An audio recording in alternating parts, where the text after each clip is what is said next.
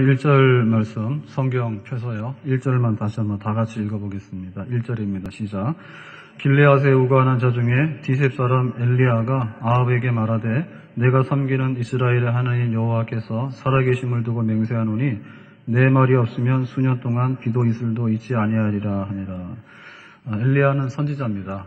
선지자는 하나님의 말씀을 전달하는 사람입니다. 아합은 왕입니다. 이스라엘의 왕인데 이스라엘의 왕 중에서도 굉장히 제일 번영할 때 굉장히 그 권력이 있고 힘이 있는 그런 왕이에요. 근데 찾아가가지고 하나님이 말씀하시는데 수년 동안에 비도 안 오고 이슬도 안 온다. 비가 안 온다는 얘기는 농사 못 한다는 얘기고요. 이슬이 없다는 얘기는 비가 없으면 이슬 가지고도 또 최소한의 농사를 하거든요. 그러니까 이제 그것도 없다. 그러니까 한마디로 굶어 죽는다 이런 얘기입니다. 수년 동안에. 자, 이런 얘기가 딱 전해졌을 때, 우리가 어떤 반응을 보일까요? 이건 한마디로 충격이죠. 직장에서 그만두세요. 그러면은 당장에 막연하잖아요. 그거 얼마나 답답하고 충격입니까? 그런데, 사업이 파산났다. 그러면 앞이 캄캄하죠. 그동안에 일해놓은 게 어디 갔고, 그 다음에 앞으로 어떻게 희망을 보겠느냐. 그런 얘기죠. 그죠? 그리고 이거는 IMF 터졌다. 우리나라 외환이 문제가 돼가지고 큰일 났다. 그거 이상으로 이게 대재앙입니다. 농사 짓고 사는 당시 세상에서 비 한 방울도 수년 동안 안 온다 그러면 다 죽으란 얘기 아닙니까? 이거 하나님의 징계입니다. 하나님께서 사용하는 막대기가 있는데 주로 흔히 사용하는 게 세 가지입니다. 하나가 기근이고 하나가 질병이고 하나가 전쟁입니다. 그러니까 전쟁이 왔다. 혹은 질병이 돌았다, 전염병이 돌았다, 혹은 기근이 돌았다. 그러면은 하나님께서 흔히 쓰는 막대기 중에 하나가 온 건데요. 그럼 왜 하나님께서 이렇게 아주 엄한 매를 들었을까? 그거는 하나님이 기분 나빠서 그런 거예요. 죄 지어서 그런 거예요. 그 이유는 뭐죠? 바알 우상을 섬겼다는 얘기죠. 바알 우상을. 그러니까 하나님께서 질투하신다 했거든요. 애굽에서 종살이하는 백성을 건진 것도 하나님이고 가나안 땅에 와서 젖과 꿀이 흐르는 땅을 준 것도 하나님인데 가나안 땅에 와서 딱 하더니 뭐라고 하냐면은 마음이 변한 거죠. 이 마음 변한 게 뭐냐면 바람 피웠다는 얘기입니다. 눈이 이렇게 잘못 돌아가가지고 바람을 피워가지고 구원하신 하나님을 등지고 이 가나안 땅을 주신 하나님을 등지고 바알 신에게 가가지고 바알 신한테 가서 빌고 그러니까 하나님 속상하는 거 아니에요. 그러니까는 하나님께서 징계의 매를 드신 거예요. 그러면 왜 바알 신에게 사람들이 이렇게 마음이 뺏겼을까? 그거는 바알 신이 가지고 있는 매력이 있어요. 농경사회에서 주로 이제 섬기는 우상이거든요. 그러니까 이제 바다를 배경으로 사는 사람들에게는 다곤신 같은 걸 섬깁니다. 다곤신은 절반은 사람이고 절반은 물고기예요. 그러니까는 그 생활 환경 속에서 자기들이 뭔가 이렇게 표현하고 싶은 거, 그게 바로 우상이거든요. 농사 짓는 사람에게 있어서 우상은 뭔가 하면 비가 잘 오게 하고 그 다음에 가축이 번성하게 하고 자식이 막 이렇게 번성하게 하는 거. 그게 최고예요. 농경 문화에서는.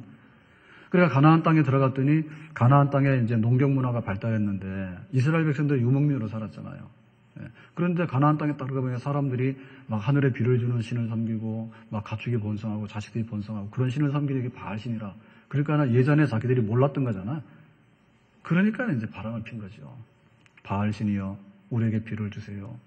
바알신이여 우리 자식들이 번성하게 해주세요. 막 그런 거예요. 그러니까 하나님께 속상해가지고 매를 들었어요. 그게 아니다. 이라는 거죠. 여러분 우리가 이렇게 생활이 어렵거나 혹은 경제적으로 굉장히 궁핍하게 될 때는 첫째로 생각해야 되는 건 경계의 법칙입니다. 게을르다든지 이런 사람들은 일하기 싫은 사람은 먹지도 말아야 했잖아요.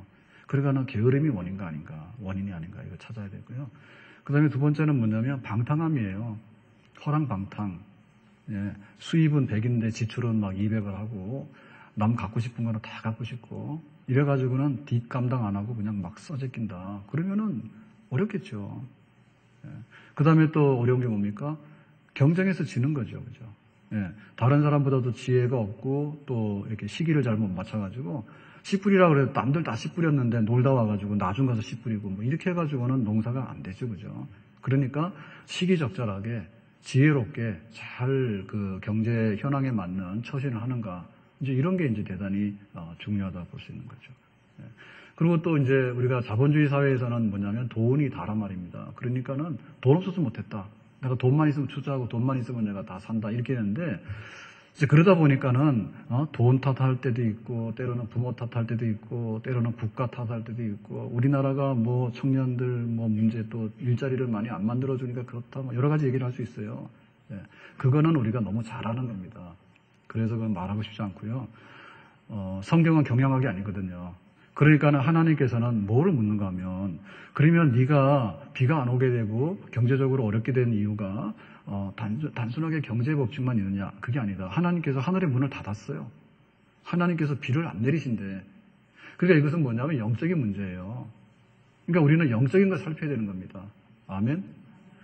영적인 면에 있어서 하나님 앞에 우리가 온전한가를 살펴야 되는 거죠. 학개 선지자가 경고하거든요. 너희들이 입어도 춥고 먹어도 배고프고 마셔도 목마르고 동전을 전대다 놨는데 돌아가서 보니까 구멍 뚫려가지고 하나도 남은 것도 없고 왜 그런지 알아? 물었거든요. 너희는 판벽한 집에 거하면서 집을 잘 꾸며놓고는 잘 사는 거예요. 불탄 성전에 대해서는 왜 그렇게 방치하느냐. 바벨론에 포로로 70년 잡혀갔다 왔는데 그게 바로 징계죠. 그죠? 그랬는데 매 맞고 와서 정신 차렸어요.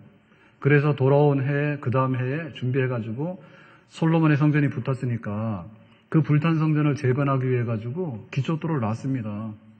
착공을 했습니다. 제2의 성전을 짓기 위해서. 그랬는데 16년 동안에 이런저런 핑계로 안 해요. 생활이 어렵고 반대가 있고 여러 가지 난관이 있으니까 못합니다. 안 한다면. 그러니까 16년이 지났는데도 계속해서 안 하는 거예요. 그러니까 하나님께서 이거는 경제 법칙이 아니고 영적인 법칙이다. 하나님의 성전이 불탔는데 너희들의 집은 호화롭게 가꾸면서 그건 말이 되느냐. 그래서 하나님께서 너희들의 생활을 돌아보도록 해라 이랬습니다. 우리는 여러 가지 문제가 생기면 자꾸만 그거를 돈의 문제라든지 혹은 경영의 법칙으로 자꾸만 생각하게 되고 거기서 종결을 하려고 하거든요. 그렇지 않은 거예요. 이번에 세월호가 대참사가 나서 많은 사람이 희생당했습니다. 그러니까 우리가 그냥 뭐 배를 타고 가다가 한 사람이 실수해가지고 갑판에서 떨어져서 죽었다. 이러면은 우리가 몰라요. 예? 뭐 배의 안전을 도모하고 뭐 이렇게 하면 된다. 이러고 하는데 이번에 보니까 대참사가 났잖아요. 침몰해서. 그러니까 보니까 이거는 그냥 단순한 사고가 아니라 총체적으로 문제가 있다는 얘기죠. 총체적으로.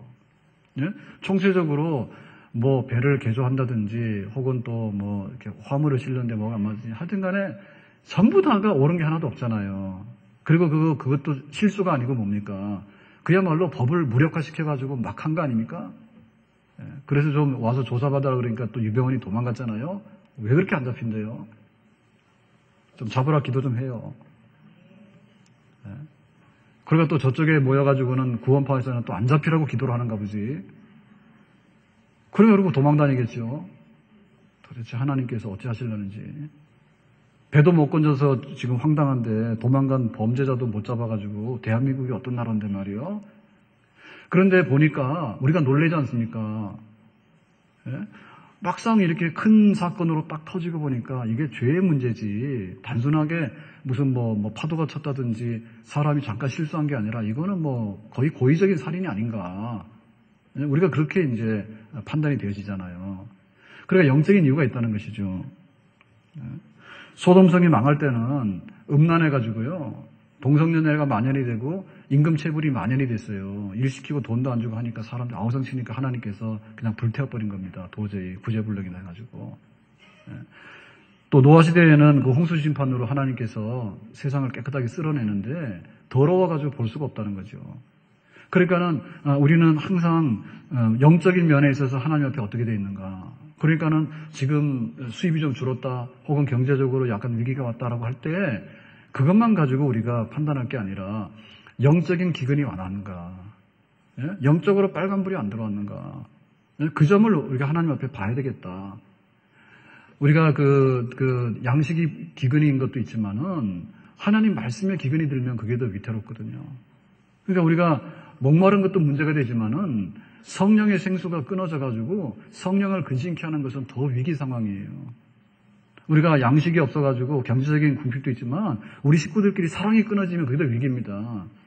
그러니까 사실은 그 하나의 그 물질적인 우리 현상에 와서 이렇게 우리에게 고통을 주지만은 그거를 보면서 영적인 것이 파산나거든요. 가족 간의 사랑도 없어지게 되고 삶의 의욕도 없어지게 되고 그 다음에 뭐 하나님 앞에 그 예배 드리는 이런 것도 싫어하게 되고 또 성전에 나오는 것도 싫어하게 되고 나오더라도 하나님 나한테 뭐 해주냐고 막 하나님 앞에 대해서 막 항의하고 막 이렇게 그 막 거칠고 이런 것들이 더 위기거든요.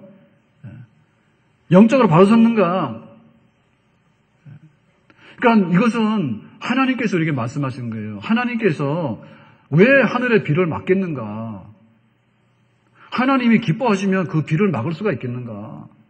그리고 정당하게 일해서 노동해가지고 소출을 거둘라는데 하나님께서 왜 그것에 관해서 우리의 기도하고 어긋나게 하는가에 대해서 하나님께서 기뻐하지 아니하시면 얼마든지 하나님께서 그거를 바꿔놓을 수 있다고 하기 때문에 사실은 우리의 기근이 문제가 아니라 하나님께서 우리에게 굉장히 화를 내고 있거나 하나님의 얼굴이 좋지 않다고 한다면 그것이 원인이다 생각하고 우리가 영적으로 우리 자신을 경배하고 다시 한번 재점검하는 그런 역사가 있기를 예수님의 이름으로 축원합니다.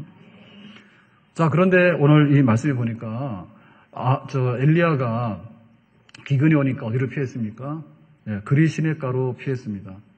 그랬더니 하나님께서 아침 저녁으로 까마귀의 입을 통해 가지고 떡과 양식을 고기를 날라다 줬어요. 그러고 나서 이제 한참이 지나다 보니까 시냇물도 말랐어요. 그래서 이번에는 어디로 피했냐 했더니 사렙다 과부의 집으로 피했어요. 사렙다라고 하는 지역은 이스라엘 땅이 아니라 국경을 넘어간 이방인의 땅입니다. 그러니까 하나님의 관심사가 바뀝니다. 그 중에서도 과부의 집이라고 하는 것은 제일 가난뱅이요. 기근이 오면은 제일 굶어 죽는 1번 순서예요. 근데 하나님께서 이 사렙다 과부의 집에다가 엘리야를 보내가지고 3년 6개월 동안의 양식을 줘요. 그러니까 하나님께서 한편에 있어서는 하나님이 진노하시니까 기근을 내리지만은 한편에 있어서는 하나님에게 합당한 백성들에게 있어서는 철저하게 먹이시고 입히시는 완벽한 책임을 지시는 분이 바로 하나님인 줄로 믿습니다. 이삭이 흉년의 때 농사를 지었어요. 그랬더니 소출이 100배가 나왔어요. 그러니까는 흉년의 때 농사의 100배라고 하는 것은 최대치인데 그거는 흉년의 때 할 수 없는 거거든요. 더군다나 이삭은 전문적인 농사꾼이 아닙니다. 유목민이기 때문에 농사에 대해 서툰 사람인데 그 서툰 초보자가 흉년의 때에 농사지어서 할 수 있는 소출 100배 최대치를 얻었다라고 하는 것은 하나님이 책임지는 방식이죠. 아멘. 그러니까 흉년이 들어도 하나님이 그냥 주시면 주시는 거예요. 그러니까 어수선할 때 우리가 순서가 많이 바뀌는 것을 알 수가 있어요. 그러니까 막 회사가 9개가 망하더라도 어수선할 때 하나님께서 또 세우시는 기업들이 많이 일어나게 되고요. 순서가 많이 바뀝니다. 그러니까 우리가 흉년의 때는 다 죽으라. 그것이 법이다. 이렇게 생각할 수 없는 거예요. 하나님께서 마음 먹고 먹이시고 입히시려고 하면은 염려 없다. 베드로가 이제 갈릴리 바다에서 뼈가 굵은 전문 어부잖아요. 고기잡이. 그랬는데 밤새도록 그물을 던졌는데 고기를 하나도 못 잡았어요. 그럴 때도 있죠. 그래가지고는 이제 해가 뜨니까 그물을 다 걷어가지고 이제 정리를 하고 있는데 예수님께서 오셔가지고 지금 깊은 데로 가서 그물 던지라는 거예요. 그러니까 해가 떠가지고 깊은 데서 가게 되면 하나도 고기가 없거든요. 그런데 베드로가 뭐랬냐면 주께서 말씀하시면 제가 듣겠습니다 해서 그물을 던졌더니 그물이 찢어질 만큼 고기를 많이 잡았대요. 그러니까는 그 고기를 못 잡을 수도 있지만 하나님께서 원하시면 고기를 몰아다가 잡는 일도 일어날 수 있다라고 하는 것이 진리입니다. 하나님께 나아가는 자는 하나님이 반드시 계시는 것과 그가 자기를 찾는 자들에게 상 주시는 이심을 믿어야 할지니라. 아멘. 하나님은 흉년도 내리지만은 그 중에도 먹고 살 수 있는 양식도 내리는 것이 바로 우리 하나님인 줄로 믿습니다. 아람 군대가 사마리아 성을 포위했습니다. 사마리아 성이 이스라엘의 수도예요. 그러니까는 양식이 반입되지 않으니까 성 안에 갇혀가지고 기근이 왔죠. 그래가지고는 자식을 돌아가면서 잡아먹는 거예요. 그러니까 최악의 기근이 벌어졌는데 이때 어떤 일이 벌어졌는가 하면 그 아람 군대를 치기 위해서 이스라엘을 돕는 원군들이 온다라고 하는 환청을 듣게 돼요. 밤에 아람 군대가. 하나님께서 그런 환청을 듣게 하셔서 그랬더니 아람 군대가 혼비백산에서 다 도망가 버렸어. 하룻밤 사이에. 그러니까는 이제 양식을 놓고 군량비를 놓고 도망갔잖아요. 누가 먹었는가? 성 밖에 그 격리되어 있는 문둥병자들. 그러니까 이 문둥병자들은 이렇게 접촉하면은 전염이 된다 해가지고 격리시켜 놨는데 성 밖에 나가 있습니다. 그러니까 성 안에서 먹을 게 있으면 그걸 가지고 성 밖에 있는 문둥이들한테 주면 그 사람들은 겨우겨우 살아가는 사람이야. 그러니까 굶어 죽기 제일 직전에 있는 사람들. 이 사람들에게 군량미가 제일 먼저 갔어요. 그래서 뜻밖에도 하룻밤 사이에 굶어 죽게 된 문둥이들이 양식을 얻게 됐다. 성경에 그렇게 돼 있거든요.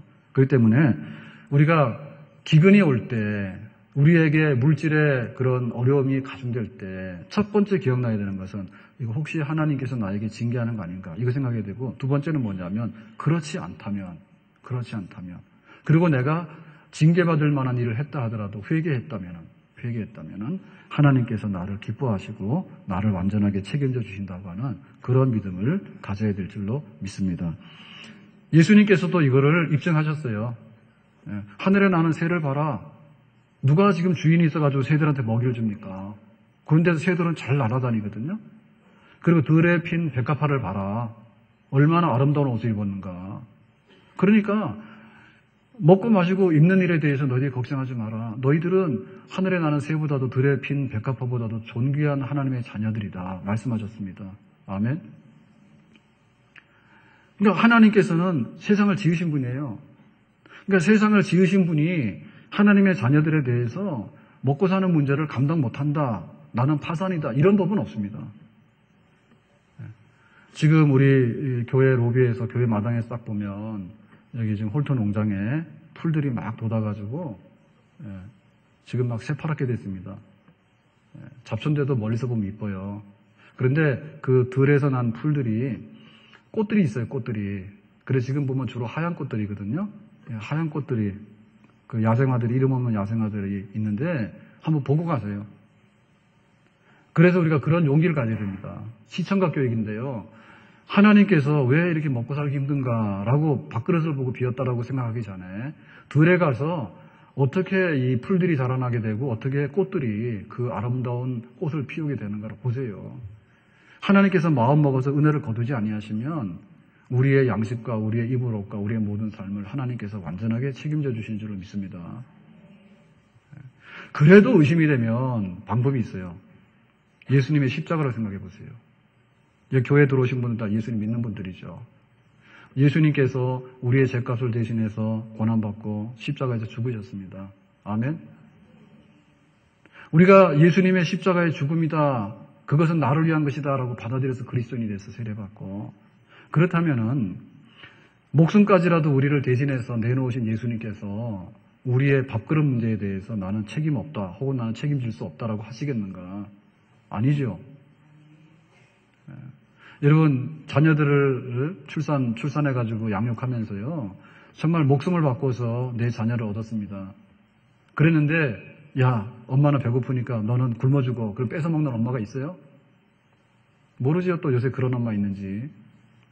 없어요. 독생자를 아끼지 않은 하나님께서 무엇을 더 아끼겠는가? 그리스도 예수 안에 있는 하나님의 사랑에서 끊을 수 없다. 환난이나 기근이나 핍박이나 위험이나 칼이나. 근데 거기에 뭐가 들어가면 기근이 들어가요. 그러니까 우리가 어떤 양식을 가지고 우리가 생활에 적당하게 살아갈 수 있는 것에 관해서는 예수님의 십자가의 죽음 안에 다 포함이 된 줄로 믿습니다. 그러니까 우리가 너무 교리적으로 생각하면 안 된단 말이죠. 너무 종교적으로 생각하면 안 된다는 거죠. 예수님의 십자가는 죄라고 하는 것만 씻어냈지 내가 먹고 사는 문제는 전혀 무용지물이다. 그런 생각 자체가 너무너무 잘못된 거예요. 예수님의 십자가의 죽으심은 우리의 생명을 구원하기 위함인데, 우리가 생명을 유지하려고 그러면 우리 육체가 보존이 돼야 돼요. 양식이 보존이 돼야 돼요. 뿐만 아니라 우리 영혼이 보존이 돼야 돼. 그래서 하나님 기뻐하시는 백성이 될 때 우리가 영생에 들어가게 되는데, 예수님의 십자가는 영생까지를 보장할 수 있는 능력이 있는 줄로 믿습니다. 그런데 어떻게 우리가 생활 속에서 비가 안 와가지고 굶어 죽는 그런 일이 방치되도록 그렇게 예수님께서는 나는 못한다라고 할 수 있겠는가? 그거 아니란 얘기죠. 그렇기 때문에 우리는 물질주의자가 되어서는 안 됩니다. 물질주의자는 뭐냐면 돈은 돈으로 해결하는 거다. 주먹은 주먹으로 해결하는 거다. 이게 잘못된 거예요. 먹고 사는 문제는 먹고 사는 문제를 내가 해결하는 거다. 직장에 있어서는 내가 직장을 내가 하는 거고 사업은 내가 하는 거다. 이것이 굉장히 불신앙적인 것이고요. 하나님을 배척하는 거거든요. 이거 안 된다는 말입니다. 여러분, 물질의 문제는 하나님께서 가지고 있는 여러 가지 영역 중에 일부분인 줄로 믿습니다. 아멘? 그렇기 때문에 세상에 안 믿는 사람들은요, 물질이 전부다라고 생각하고 또 인간이 물질을 어떻게 다룰 수 있다고 생각해요. 그런데 우리는 생각하기를 물질은 전부다가 아니고 영적인 세계도 있는 것이고, 물질이라고 하는 것은 내가 다루는 것이지만은 하나님께서 나에게 그런 은혜를 주실 때 근본적으로 하나님께서 이 물질의 번영과 이 물질의 넉넉함도 하나님이 주시는 선물인 줄로 믿습니다. 그러니까 우리가 하나님 품 안에 가져와야 되는 거예요. 하나님이 만왕의 왕이시다. 하나님이 생사화복의 생명과 죽음과 복과 저주의 모든 것 다 가지고 계시는 분이다. 하나님 손 안에서 벗어날 게 뭐가 있습니까? 아무것도 없습니다. 그 때문에 우리가 온전하게 하나님 품 안으로 들어가야 된다. 신앙생활 이렇게 힘듭니까? 그랬더니 목사님 말 좀 마세요. 지금 내가 경제적으로 굉장히 어려워가지고요. 나한테 말하면 짜증나거든요. 그러니까 내가 가서 이거 해결해가지고 돈 벌어가지고 교회 올 테니까 그렇게 기다리세요.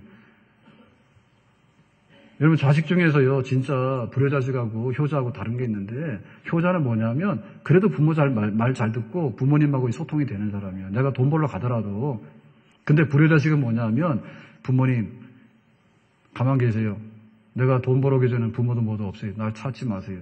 그래가지고 돈 벌어오는 자식도 없고요. 돈 벌어온다 하더라도 부모한테 효도하는 자식이 없어요. 그러니까 우리가 그런 그 생활의 어려운 문제가 딱 부딪히게 되면 내가 영적으로 더 열심히 해야 되겠다 이렇게 돼야 되는데, 이거는 돈 문제니까 하나님도 나한테 손 쓸 수 없어요. 교회도 나한테 하나 도움이 안 돼요. 그러니까 내가 주일이고 뭐고 간에 막 일하고 그 다음에 뭐 기도고 뭐고 가서 마구잡이로 막 캐치고 그냥 내가 어떻게 할 테니까 가만 보세요. 그래가지고 될 일이 있는가 말입니다. 그게 일시적으로 되는 것 같지만 되는 게 아닙니다. 그리고 된다 하더라도 그렇게 해서 한 것은 다 구멍 뚫린 전대와 같아가지고 다 쏟아져 나간다고요. 그래 될 수가 없는 것이죠. 아멘?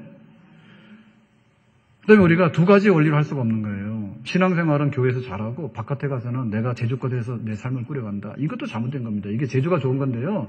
사실은 두 마음을 품는 것은요, 하나님께서 원치 않는 거예요. 그러니까 오직 한 마음으로 정말 하나님께서 내 영혼을 구원하듯이 하나님께서 양식도 구원하시고 하나님께서 이런 위기도 파탄도 건져내시고 오직 하나님만이 나의 모든 것이 된다라고 하는 하나님 중심으로 모든 것을 우리가 맡기고 나가게 될 때 하나님께서 우리 영혼이 잘된 같이 범사가 잘되고 강건한 그런 축복의 세계를 우리를 인도해 주실 줄로 믿습니다. 복의 근원 강림하사 찬송하게 하소서. 한량없이 자비하심 증량할 길 없도다. 누가 복의 근원이라고요? 하나님. 하나님의 아들까지를 희생해가지고 우리에게 복 주시기 원하시는 하나님, 그분에게로 돌아가는 것이 진정한 문제의 해답인 줄로 믿습니다. 그리고 여러분, 세상에 가가지고는요, 우리가 어리버리 해가지고요, 절대로 본전 찾기가 어렵습니다. 그러니까는 한량없는 자비하심이 어디 있느냐? 하나님밖에 없어요. 넉넉해가지고 좀 모자라도 줄 수 있는 분은 하나님밖에 없어. 그 하나님께로 달려나가는 사람, 하나님 품 안에 가는 사람, 하나님께서 완벽하게 책임져 주시는데 자비하심과 능력과 하나님의 온갖 선한 것들로 우리를 맞이해 주시는 그분 앞에 가서 우리가 기근의 때, 흉년의 때에도 그것을 극복할 수 있는 하나님의 백성이 되기를 주님의 이름으로 축원합니다. 자, 그러면 우리가 구체적으로 볼 때 어떻게 하나님의 마음에 드는 사람이 되고 하나님의 보장받는 사람이 될 것인가, 이제 그게 문제잖아요. 자, 오늘 6절 말씀 가서 성경 6절을 다시 한번 보겠습니다. 자, 6절입니다. 시작. 까마귀들이 아침에도 떡과 고기를, 저녁에도 떡과 고기를 가져왔고 그가 시냇물을 마셨으나.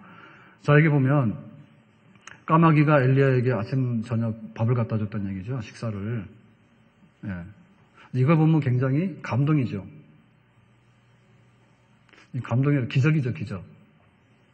왜냐하면은 기근의 때, 흉년의 때에 떡과 고기라고 그러는 것은 뭐예요? 음식 중에서는 최상급이죠. 안 그렇습니까? 그 다음에 아침 저녁으로 먹었으면은 정상적으로 잘 먹은 거죠. 혹시 점심에 대해서 관심 가진 분이 계실지 모르겠는데 옛날에는 두 끼 먹었어요. 옛날에 두 끼 먹었기 때문에 정상적으로 다 된 거예요. 근데 보면 까마귀가 이걸 배달했잖아요. 까마귀가. 하나님께서 직접 떨어뜨려도 되겠죠. 그리시네가에 숨어있는 엘리야에게 오늘은 떡, 오늘은 뭐 고기 떨어뜨려도 되는데 하나님께서 그렇게 안 했거든요. 그러니까 이건 뭐냐면 하나님이 하시는 거를 막 보여주는 거야. 까마귀 불러다가 너 갖다 배달해라. 원래 이 까마귀는 뭐냐면요. 썩은 거를 먹고 굉장히 욕심스럽고 쓰레기통도 뒤지고 뭐 이런 종류의 부정하고 불길한 짐승입니다. 그러니까는 떡과 고기를 배달시키면 안 되는 짐승입니다. 까마귀는. 예? 그리고 자기가 먹어치우죠. 자기도 지금 굶어 죽을 상황인데. 그런데 까마귀가 두말하지 않고 그냥 엘리야 선지자에게 대접했던 얘기는 뭐냐면 아마도 까마귀가 엘리야 선지자를 굉장히 존경하지 않았을까. 그죠? 까마귀가 볼 때 나보다도 못하면 배달하겠어요? 중간에서 먹어버리지. 나나 먹고 살아야지 나한테 왜 주냐 그럴 거 아니에요. 근데 까마귀가 나는 굶어 죽어도 좋으니까 엘리야 선지자는 이거 드시고 힘내시기 바랍니다. 이렇게 했으니까 갖다 준 거 아니겠어요? 하나님이 그렇게 시킨 거죠. 이건 진짜 감동적인 얘기입니다. 여러분, 저 남자분들요, 집에서 아내들이 진짜 신경 쓰셔야 됩니다. 예? 그래서 이제 더위가 오고 막 이러면 몸보신도 생각해야 되고요. 그래서 뭐 집에서 밥을 잘 먹어야 되는데요. 식사 안 하고 왔냐 그러고 막 그렇게 하시면 안 돼요. 밖에서 먹고 오라고 그러면 안 돼요. 예? 월급 뭐 봉투 다 갖다 줘도 아내들이 그러잖아요. 아이고 힘들게 밥도 안 먹고 왔냐고 막 이러잖아. 그래서 잘 못 먹죠, 그죠? 그런데 엘리야는 까마귀가 배달해주는 밥을 아침 저녁으로 잘 드셨다니까. 그러니까 이걸 보면요, 답이 딱 나오는데 우리가 하나님의 그 책임 속에 하나님께서 보장해 주시는 그 속에 들어가려고 그러면은 까마귀 종류보다는 엘리야 종류가 돼야 될 것 같아요. 그럼 엘리야는 어떻게 살았는가? 그러니까 까마귀도 갖다가 이렇게 음식 갖다 주는데 기꺼이 그렇게 따라갔겠는가? 그거 보면요, 엘리야는 선지자라 했습니다. 선지자는 뭐냐면 하나님 말씀을 전달하는 그 일을 하는 분이 선지자예요. 그러니까는 하나님 말씀이 제일 먼저 와가지고 제일 먼저 하나님 말씀을 가지고서 그 다른 사람들이 나눠주는 게 이게 선지자예요. 그러니까 우리가 배고파 죽겠다라고 생각할 때 살 길은 뭐냐면 영혼의 양식을 제일 먼저 받는 사람이 살 길이 있습니다. 아멘? 그게 바로 법이에요. 영적인 법칙이에요. 하나님의 말씀을 제일 좋아하고 하나님 말씀을 제일 먼저 알아듣고 그리고 하나님 말씀을 기다리고 있고 그게 파수꾼이거든요. 지금 한밤에 너 여기 잘 살펴라. 파수꾼의 임명을 줬는데 사명을 줬는데 파수꾼은 피곤하거나 존다 해서 자기가 그렇게 하면 안 돼요. 예, 눈을 막 부릅뜨고 정말 자기가 자기 책임을 다하도록 눈 떠서 지키는 사람 파수꾼이에요. 그러니까 우리가 아무리 육신적으로 고달프고 물질적으로 궁핍하고 어렵다 하더라도 하나님 말씀이 막 들려오는 겁니다. 예? 하나님 말씀 들려와가지고 거기서 용기를 얻는 거예요. 그리고 또 다른 사람들한테다가 외치는 거예요. 배 선장의 자리가 뭐냐면 이 배가 어떻게 안전한가에 대해서 책임을 지면서 그 모든 것을 주도해 나가는 사람이 배의 선장이에요. 그러니까 하나님 말씀을 잘 먹고 하나님과 좋은 관계를 가지고서 제일 먼저 앞장서 나가는 사람, 이런 사람은 하나님께서 까마귀의 입을 통해서라도 우리를 충분히 먹이시는 줄로 믿습니다. 그러니까 하나님 말씀이 없으면 어두워지거든요. 하나님 말씀이 없으면 힘이 없어요. 그리고 하나님 말씀 없으면 삐딱한 길을 가요. 그렇게 되면 물질의 어려움이 아니라 영적인 어려움이 와요. 영적인 어려움은 이건 파탄이에요. 사망의 일이에요. 우리가 비록 일시적으로 물질적인 그런 고통을 받고 있다 하더라도 우리 영혼이 배부르고 우리 영혼이 깨어있고 우리 영혼이 빛 가운데 거하게 되면 반드시 아침에 해가 뜨는 날이 우리에게 다시 찾아올 줄로 믿습니다. 아멘. 그리고 이 엘리야 선지자는 어떤 사람이냐면 남은 사람이에요. 남은 사람. 당시에 바알 우상을 섬기는 게 만연돼가지고 엘리야 선지자가 뭐라 하냐면 하나님 나밖에 없어요 그랬거든요. 그루터기에 그루터기. 그러니까는 엘리야 선지자는 뭐냐면 그 신앙의 지조를 지킨 사람이에요. 순교를 지킨 사람이고 지조를 지킨 사람이고 그리고 다른 사람들이 오른쪽으로 왼쪽으로 막 휩쓸리더라도 거기에 까딱하지 않고 자기 자리 딱 지킨 사람이에요. 그러니까 하나님께서 기뻐하실 수밖에 없죠. 하나님은 신실하신 분입니다. 약속하신 것을 지키시는 분입니다. 아멘. 그렇기 때문에 약속한 것을 믿고 잘 지키는 사람을요, 하나님께 굉장히 기뻐하셔요. 그런 사람이 시냇가에 심은 나무예요.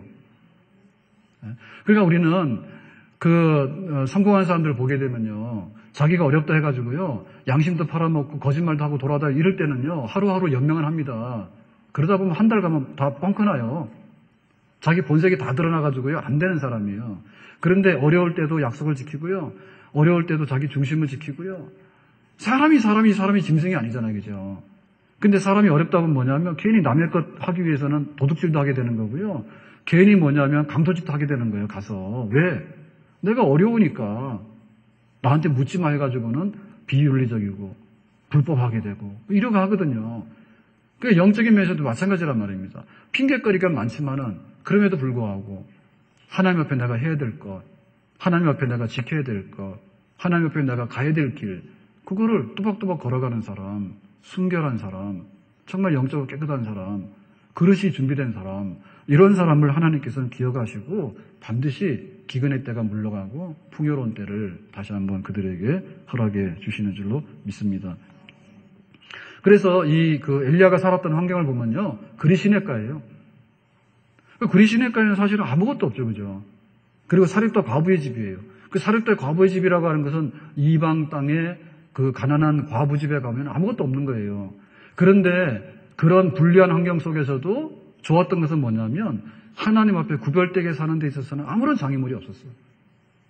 그러니까 우리가 어떤 물질적인 그런 어려움에 봉사하게 될 때 우리는 괜히 쓰레기통을 뒤지는 그런 습성이 있다고.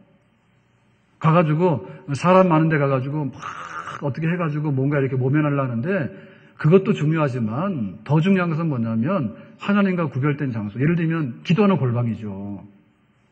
기도하는 골방에 들어가는 거예요. 그리고 아니면 보따리 싸가지고 기도원 가는 거예요. 하나님, 지금 이 현실에 대해서 어떻게 하나님께서 해답을 주실지 저는 기다리고 있습니다. 그리고 그냥 막 이렇게 불신앙적으로 죄지로 돌아다니는 사람 무리 속에 들어가면 떼강도 되는 거 아닙니까? 그죠? 떼강도가 아니라 그럼에도 불구하고 어제나 오늘이나 내가 가야 될 길을 똑바로 가고 내 신앙의 양심을 지켜나가는 그런 사람. 그렇기 때문에 이 엘리야 같은 경우에는요, 자기 스스로가 엘리야가 아니라 남들이 볼 때 엘리야는 하나님의 사람이다 이렇게 인정해 준 사람이에요. 우리가 믿는 사람이잖아요. 저 사람 믿는 사람이다 이러잖아. 믿는 사람은 내가 믿는 사람이라고 하는 자기 주장이 아니에요. 타인이 볼 때 저 사람 믿는 사람이라는 거예요. 우리가 당신 종교가 뭐냐면 우리가 그리스도인, 기독교 이렇게 쓰잖아요. 그리스도인이라고 하는 말은 타인이 우리에게 불러준 명칭입니다. 예? 그러니까 내 스스로 갖다가 나는 그리스도인이라고 떠벌리는 사람이 아니고 자화자찬하는 사람이 아니고 저 사람은 그리스도를 따라가는 모양이 뚜렷한 사람이고 그 그리스도인들의 무리 속에 들어있는 사람이야 라고 타인이 인정해주는 사람. 그러니까 타인이 명품이라고 인정해주는 것이지 자기가 유사품이 아니잖아요. 타인이 명품이라 인정해주는 거고요. 다른 사람들에게 존경을 받는 사람들이에요.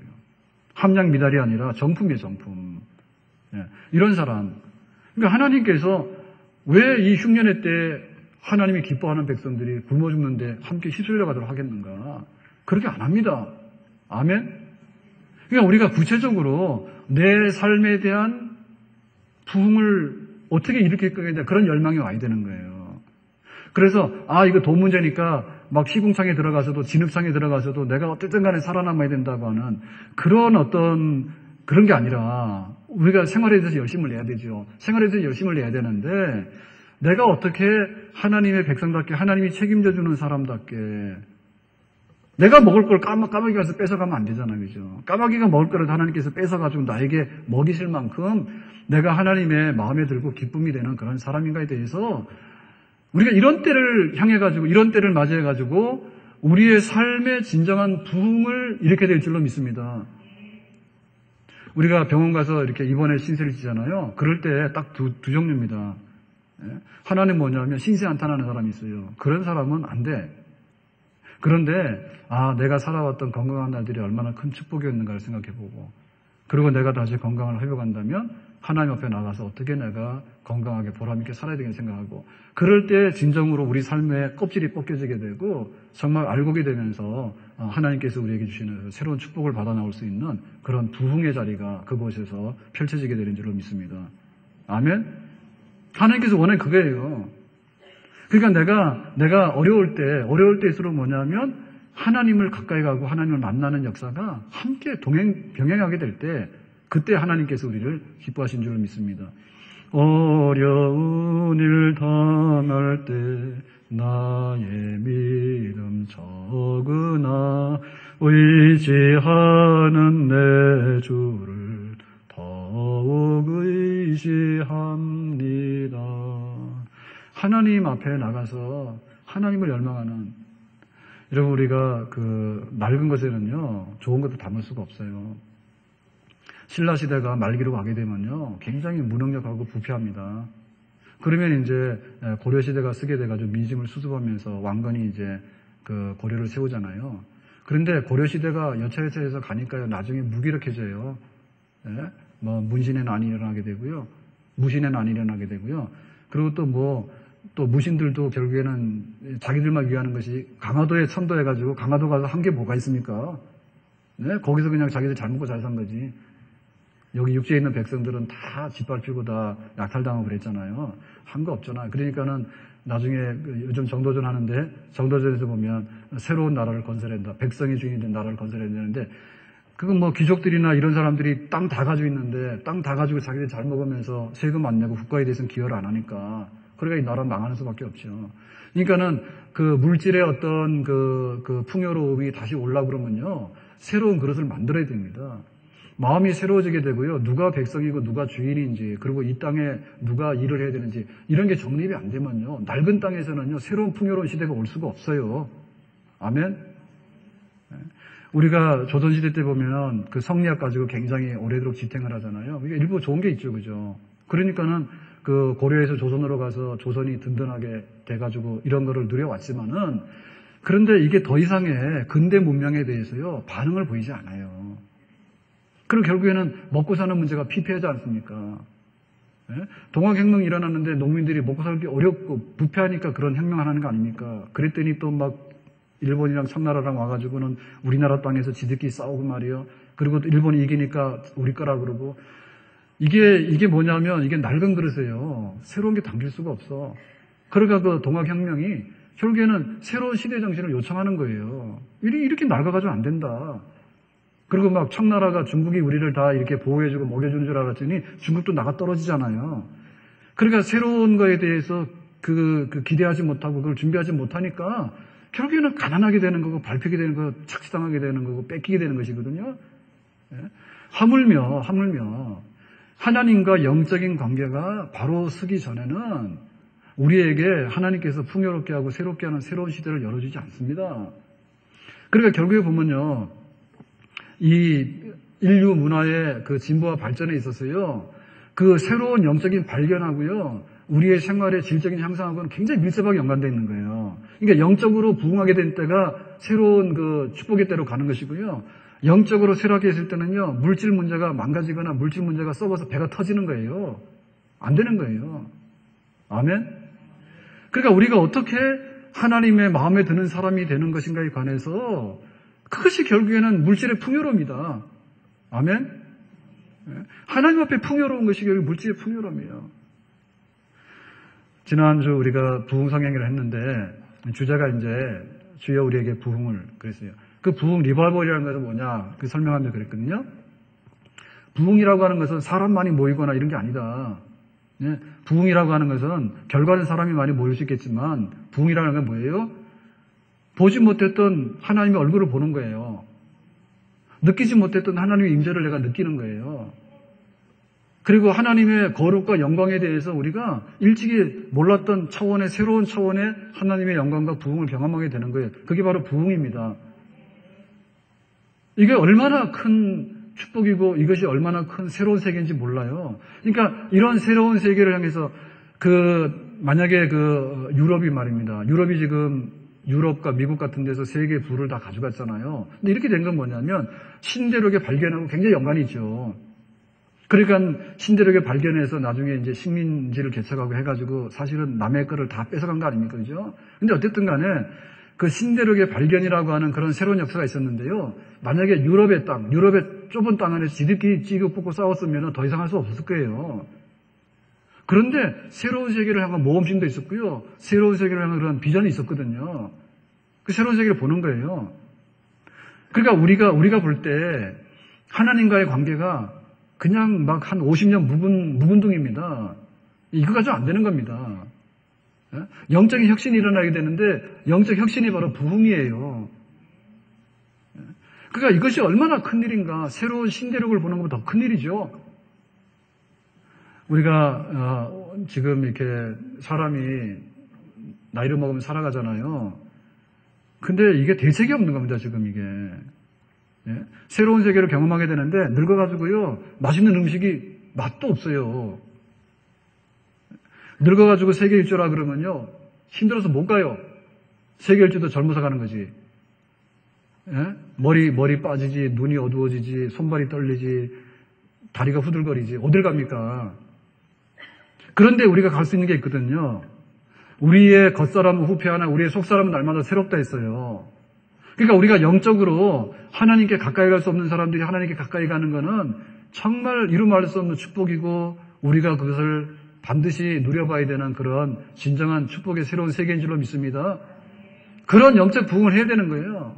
기도 못했던 사람들이 기도를 실컷 해보고 하나님 말씀이 들려오지 않았던 사람들이 하나님 말씀이 들려와가지고 진리를 깨닫게 되고 그리고 사랑이 없던 사람들이 교회를 보면 막 뜨거운 마음이 생기게 되고 성도들 보면 막 뜨거운 마음이 생기게 되고 그리고 용서를 몰랐던 사람들이 그냥 다 용서해서 덮을 수 있는 그런 마음이 생기게 되는 거고 성령께서 우리 속에 와 계시면서 어떻게 기뻐하시고 성령께서 우리를 인도하시고 성령께서 우리를 기름지게 하시는지 그런 그 성령의 그런 기름 부음과 불같은 역사를 몰랐는데 알고 보니까 그런 것이 있었다.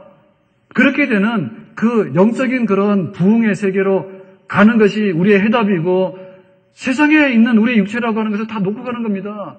그렇지만 우리의 영혼은 복락을 거듭해서 마침내 하나님이 계시는 그곳으로 가게 되는데 그런 부흥을 경험하면서 하나님이 계시는 그곳으로 우리가 가는 줄로 믿습니다. 그거 하고 지금 수년 동안에 기근이 들어가지고 흉년이 와가지고 굶어 죽게 생겼는데 하나님께서 엘리야를 까마귀 입을 통해서 먹이고 과부 입을 통해서 먹인 거하고는 똑같은 얘기입니다.